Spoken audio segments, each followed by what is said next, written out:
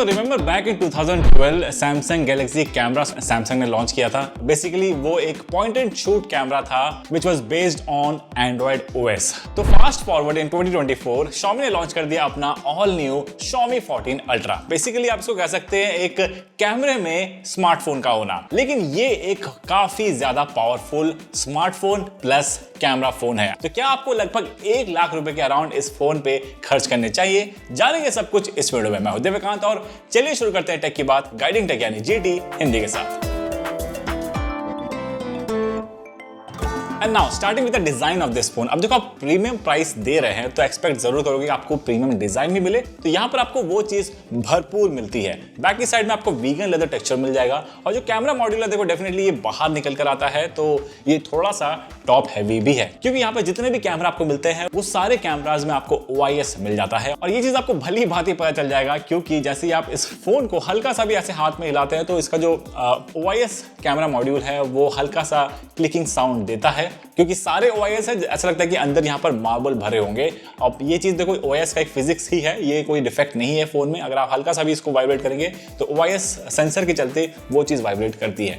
बाकी in hand feel के मामले में ये प्रीमियम आपको लगेगा, कोई दो राय नहीं है इसमें। हल्का सा ये हैवियर साइड है और एक हाथ से इस्तेमाल करना आपको थोड़ा सा प्रॉब्लमेटिक हो सकता है इनिशियली, जब तक आप इस फोन से यूज टू नहीं हो जाते। अब देखो जितने भी बड़े कैमरा मॉड्यूल हमने फोन देख रखे हैं उन सभी का जो कैमरा मॉड्यूल है इंडेक्स फिंगर पर रेस्ट करता है और यहाँ पर भी आपको वही चीज मिल जाती है। इस फोन का जो फ्रेम है वो सिंगल एल्यूमिनियम ब्लॉक का बना हुआ है जो आपको एक यूनिबॉडी फील भी देता है। यहाँ पर आपको IP68 की dust and water resistant rating भी मिल जाती है। और इस बार Xiaomi ने फ्रंट की साइड में Xiaomi शील्ड ग्लास कोटिंग का इस्तेमाल किया है। अब इसका जो स्क्रीन है उसके एजेस जो हैं बिल्कुल बढ़िया तरीके से मोल्ड होते हैं इसके फ्रेम में, जो कि आपको एक पेबल डिजाइन भी देता है और देखने में ये प्रीमियम भी लगता है, नो डाउट। इसमें कर्व डिस्प्ले नहीं है लेकिन जो एजेस हैं वो 2.5D कर्व्ड डिस्प्लेज आते हैं ना, उस तरीके से ये बढ़िया से मोल्ड होते हैं इसके फ्रेम में। और देखो मेरे यूसेज के दौरान एज सच अभी तक कोई स्क्रैचेस नहीं लगे, यानी कि बेसिक हल्की फुल्की जो स्क्रैचेस हैं उससे ये प्रोटेक्ट कर देता है। बाकी इसके अलावा अगर आप एंथुसियास्ट हैं तो इसके साथ आपको एक फोटोग्राफी किट भी मिलता है जिसमें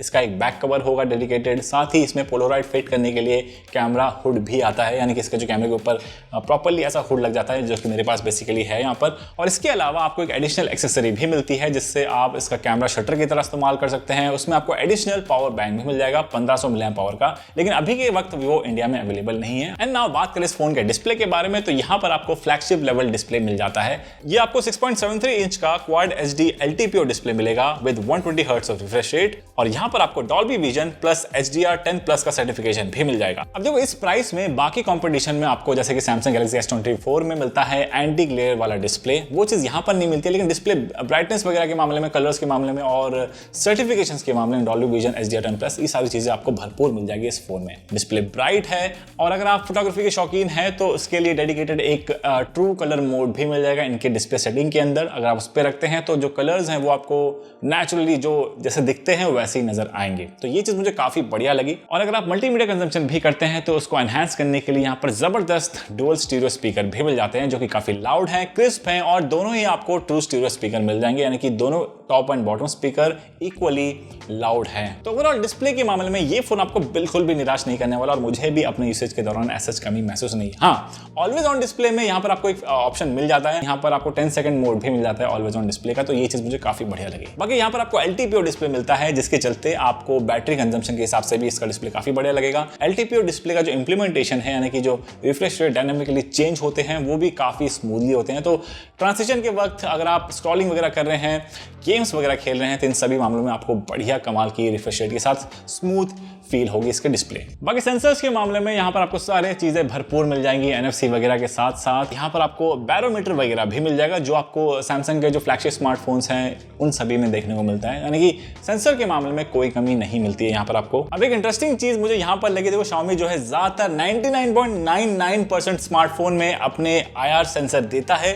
इनिशियली मुझे लगा IR सेंसर कहाँ गया, ऐसा तो नहीं हो सकता यार Xiaomi अपने फ्लैगशिप फोन में IR ब्लास्टर को ओमिट कर दे।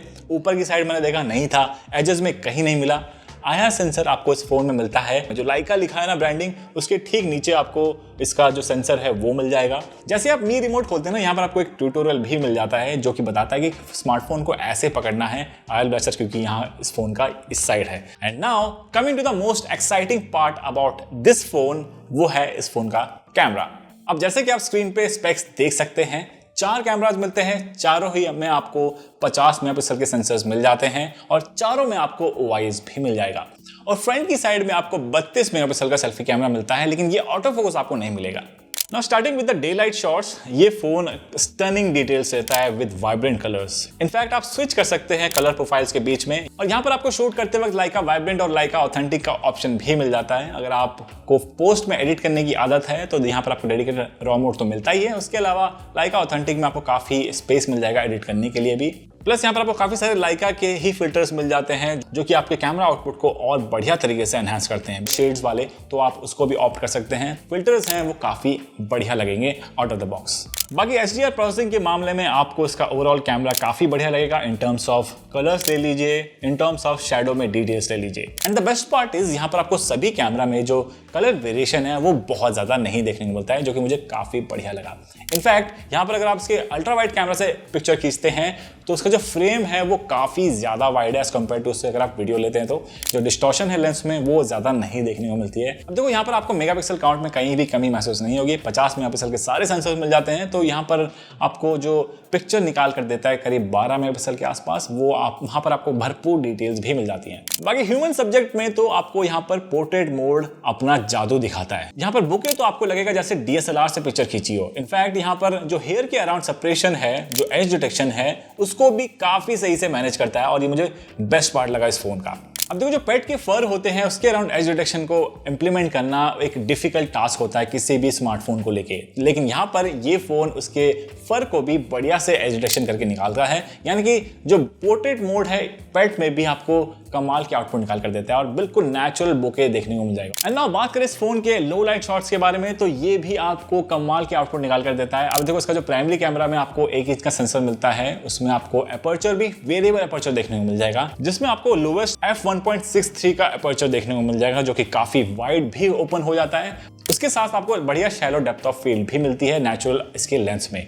इतना ही नहीं, यहाँ पर जो प्रोसेसिंग है उसमें जो नॉइस का रिडक्शन है वो भी आपको काफी अच्छा मिल जाएगा। यानी कि लो लाइट मोड में भी इसका जो प्राइमरी कैमरा है वो बढ़िया से काम करता हुआ नजर आता है। इनफैक्ट अगर आप इसके टेलीफोटो लेंस से भी खींचते हैं पिक्चर, उसमें भी आपको बढ़िया प्रोसेसिंग मिल जाती है। And the best part is ये लाइट्स के कलर्स को काफी बढ़िया से कैप्चर करता है और काफी शार्प रहता है। यानी कि अगर आप नियॉन लाइट्स वगैरह के खींचते हैं थोड़ी बहुत घोस्टिंग देखने को मिल जाती है, लेकिन 99% टाइम्स ये बढ़िया से आउटपुट निकाल कर देता है। And now coming to the video department of this phone, यहाँ पर ये फोन जो है इसके सारे कैमरास 4K 60 FPS में रिकॉर्ड कर सकते हैं। अगर आपको HDR में शूट करना है तो आप 4K 30 FPS में शूट कर पाएंगे। बाकी अगर आप विदाउट HDR शूट करते हैं तो 4K 60 FPS में आप शूट कर पाएंगे। कैमरा स्विच भी कर सकते हैं, जो कि मुझे काफी बढ़िया लगा।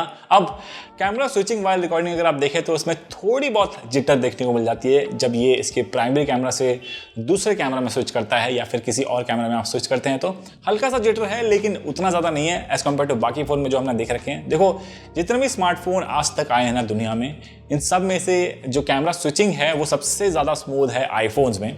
अभी तक उस लेवल का एंड्रॉयड में किसी एंड्रॉयड में ऐसा मैंने स्विचिंग नहीं देखी है। गूगल पिक्सल थोड़ा उसके क्लोज है, ये भी काफ़ी क्लोज है, लेकिन जो स्मूथनेस आपको आईफोन में मिलती है ना कैमरा स्विचिंग के वक्त, यानी कि 4K 60 FPS में अगर आप शूट करते हैं, तो वो चीज़ बाकी किसी एंड्रॉयड फ़ोन में अब तक मैंने नहीं देखी है। लेकिन हाँ, इसका जो कैमरा है अगर आप वीडियो भी कैप्चर करते हैं तो काफ़ी ज़्यादा इंप्रेसिव है। व्लॉगिंग के लिए ये फ़ोन आपको काफ़ी कमाल का लगेगा। लेकिन हाँ, इसका जो फ्रंट कैमरा है वो मुझे इतना ज़्यादा एक्साइटिंग नहीं लगा इन टर्म्स ऑफ वीडियोस। यहाँ पर आपको 4K 60 FPS की रिकॉर्डिंग मिल जाती है इसके फ्रंट कैमरा में, स्टेबलाइजेशन भी काफ़ी बढ़िया है, लेकिन जो ऑटो फोकस है ना उसकी मैं कमी महसूस कर रहा था। थोड़ा सा नेचुरल बुके जो आता है ऑटो फोकस के चलते, वो चीज़ इस फोन में महसूस कर रहा था। लेकिन बाकी उसके अलावा वीडियो के मामले में इसका जो बैक कैमरा है, जो प्रो मोड्स आपको मिल जाते हैं इसके कैमरा में, वो आपको निराश नहीं करने वाले। बाकी सेल्फीज के मामले में ये फोन आपको बढ़िया आउटपुट निकाल कर देता है in terms of as detection ले लीजिए, पोर्ट्रेट मोड ले लीजिए, साथ ही जो स्किन टोन्स है उसके कलर्स को भी काफी सही से मैनेज करता है। हल्का सा ये ब्राइटन अप करने की कोशिश करता है, ये देखो आदत है Xiaomi की। बाकी जो इसका ओवरऑल आउटपुट है सेल्फी का, वो आपको काफी ठीक ठाक मिल जाएगा। हाँ, सेल्फी में आपको यहाँ पर अल्ट्रा वाइड मोड भी मिल जाता है, 0.8x तक का आपको थोड़ा सा ये और वाइड कर देता है, जो कि नॉर्मली Xiaomi के स्मार्टफोन में मैंने नहीं देखा है। काफी अच्छा लगेगा वो अगर आप ग्रुप सेल्फी वगैरह लेते हैं तो। यानी कि सेल्फी के मामले में भी आपको ये फोन निराश नहीं करने वाला। स्किन टोन्स को बस थोड़ा सा ज्यादा ब्राइटन अप करने की कोशिश करता है। तो देखो ऑल इन ऑल अगर आप एंथुसियास्ट हैं फोटोग्राफी को लेके या फिर वीडियोग्राफी को लेके, तो इस मामले में ये फोन आपको बहुत ही बेहतरीन लगने वाला है। हाँ, जो बाकी फोन्स में आपको अवेलेबल नहीं मिलते हैं, यानी कि अपर्चर, वेरिएबल अपर्चर आपको जो ये फोन प्रोवाइड करता है, वो शायद से इस प्राइस सेगमेंट में कोई भी स्मार्टफोन प्रोवाइड नहीं करता है वेरिएबल अपर्चर के साथ। तो ये चीज मुझे काफी बढ़िया लगी। f1.63 तक इसका अपर्चर चले जाता है, जिसके चलते आपको जो नेचुरल बोके है वो काफी जबरदस्त देखने को मिल जाएगा। तो अगर आप एंथुसियास्ट हैं और सीरियस हो फोटोग्राफी और वीडियोग्राफी को लेके, तो ये फोन आपको निराश नहीं करने वाला। And not just the camera, अब यहाँ पर आपको इसका जो हार्डवेयर है, यानी कि इसकी जो इंजन है, वो भी जबरदस्त मिल जाती है। यहाँ पर आपको मिलता है स्नैपड्रैगन का 8 Gen 3 प्रोसेसर, जो कि अभी का लेटेस्ट फ्लैगशिप हार्डवेयर है। साथ ही यहाँ पर आपको 16 GB LPDDR5X रैम और 512 GB का UFS 4.0 स्टोरेज मिल जाएगा। अब यहाँ पर प्रोसेसिंग की बात करें तो देखो, फ्लैगशिप प्रोसेसर है, चाहे कोई भी गेम चला लीजिए इस फोन में, आपको निराश नहीं करने वाला। जबरदस्त परफॉर्मेंस मिलेगी आपको, चाहे आप इसमें COD खेल लीजिए, Asphalt 9 वगैरह खेल लीजिए, आपको 60 FPS थ्रू आउट तो मिलता ही है। ना सिर्फ 60 FPS, यहाँ पर आप 120 FPS में भी गेम्स खेल सकते हैं। Asphalt 9 वगैरह 120 Hz पे बढ़िया तरीके से चल जाता है। इवन अगर आप इसमें 4K 60 FPS में रिकॉर्डिंग भी कर रहे हैं तो फोन ज्यादा गर्म नहीं होता है, जिसके चलते कैमरा बंद हो जाए या फिर कुछ ऐसा हो जाए, ऐसा कहीं भी मुझे महसूस नहीं हुआ। ज्यादातर कैमरास जो है 4K 60 FPS में रिकॉर्डिंग के वक्त हीटअप होकर बंद हो जाते हैं, लेकिन ये चीज मुझे यहाँ पर महसूस नहीं हुई। यानी कि जो ऑप्टिमाइजेशन है मुझे काफी बढ़िया लगा इस फोन में। अब देखो, HyperOS जो है, मुझे Xiaomi का MIUI 14 जो है, बहुत ज्यादा मेजर डिफरेंस मुझे नहीं नजर आया। हल्के फुल्के यहाँ पर आपको चेंजेस देखने को मिल जाते हैं, जैसे कि अगर आप लॉक स्क्रीन में है तो यहाँ पर आपको लॉन्ग प्रेस करके लॉक स्क्रीन डायरेक्टली चेंज करने का ऑप्शन मिल जाता है, और वो भी काफी स्मूथ लगता है। यहाँ पर आपको भरपूर कस्टमाइजेशन देखने को मिल जाते हैं, चाहे आप थीम ले लीजिए, चाहे आपको टेक्स्ट फॉन्ट वगैरह चेंज करना है। साथ ही यहाँ पर आपको स्प्लिट स्क्रीन वगैरह करना है, फ्लोटिंग विंडो हो गया, ये सारी चीजों में आपको परेशानी नहीं आएगी। सॉफ्टवेयर इसका देखो ओवरऑल आपको स्मूथ लगेगा। और रही बात देखो सॉफ्टवेयर अपडेट्स के मामले में, तो यहाँ पर Xiaomi जो है थोड़ा सा देखा गया कि उतना रेगुलरली अपडेट्स नहीं लाता एज कंपेयर टू सैमसंग हो गया, गूगल हो गए, और इवन FunTouch OS जो होगा, ये स्लाइटली थोड़ा जल्दी अपडेट्स लाते हैं। लेकिन Xiaomi जो है इत्मीनान से आराम से अपडेट्स लेकर आता है। लेकिन यहाँ पर कंपनी के मुताबिक आपको 4 साल तक का मेजर एंड्रॉइड अपडेट, साथ ही 5 साल तक का सिक्योरिटी पैच अपडेट देखने को मिल जाएगा।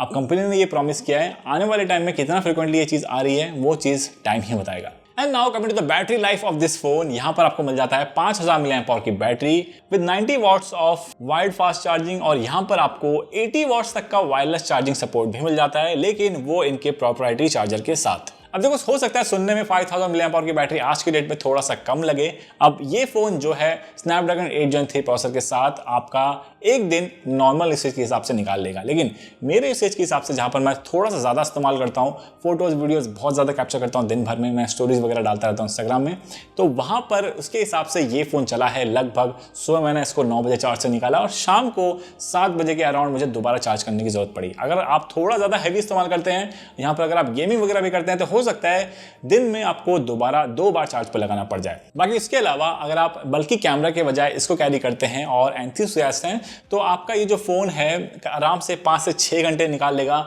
Mixture of photography and videos को लेके। अब देखो, वायरलेस चार्जिंग में इनका प्रोप्राइटरी 80 वॉट का चार्जर भी मिलता है। मैं सजेस्ट करूंगा आप उसकी बजाय यहाँ पर इसमें एक प्रोप्राइटरी किट आता है इनका, फोटोग्राफी किट, वो खरीद लेना। उसमें आपको मैनुअल कंट्रोल बटन्स भी के साथ साथ शटर बटन वगैरह मिलते ही हैं। उसमें आपको एक्स्ट्रा 1500 mAh की बैटरी भी मिल जाएगी, यानी कि वो एज ए पावर बैंक की तरह भी काम करेगा। तो आप वायरलेस चार्जर जो इनका प्रोप्राइटरी आता है उसके बजाय आप उसको भी परचेस कर सकते हैं अगर आपके रीजन में वो अवेलेबल है तो।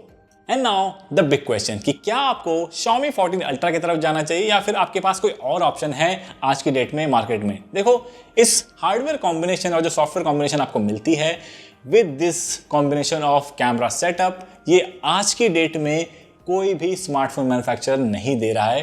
प्लस यहाँ पर आपको जो फोटोग्राफी किट मिलता है जिसमें आपको मैनुअल बटन्स मिल जाते हैं विद एक्स्ट्रा बैटरी, तो इसके हिसाब से ओवरऑल अगर आप देखें इस फोन को, तो ये द बेस्ट कैमरा है इस प्राइस सेगमेंट में, इसमें कोई दो राय नहीं है। बाकी अगर आपको कुछ स्लाइटली चीज़ें ऐसी चाहिए जैसे कि आईफोन में हो गया, आपको वीडियो पार्ट उसका स्लाइटली बेटर देखने को मिलेगा, स्लाइटली बेटर है, बहुत ज़्यादा नहीं है, लेकिन हाँ वहाँ पर आपको प्रो मोड देखने को नहीं मिलेगा। इंस्टेड वहाँ पर आपको लॉग मोड मिल जाएगा। लॉग मोड आपको यहाँ पर भी मिल जाता है वीडियोस वगैरह अगर आप लेते हैं तो देखो, मैं अपना एक्सपीरियंस बताऊँ तो मुझे तो इसका overall camera wise, hardware wise, overall phone ही मुझे इस प्राइस सेगमेंट में बहुत ही बेहतरीन लगा है। तो मेरे हिसाब से if you are serious about photography and videography तो ये फोन डेफिनेटली आपके लिए है। ऑलराइट गाइज, वीडियो पसंद आया तो लाइक कर देना, चैनल को सब्सक्राइब कर देना और मिलते हैं जल्दी कुछ ऐसे वीडियो के साथ। तब तक के लिए बाय बाय, टेक केयर।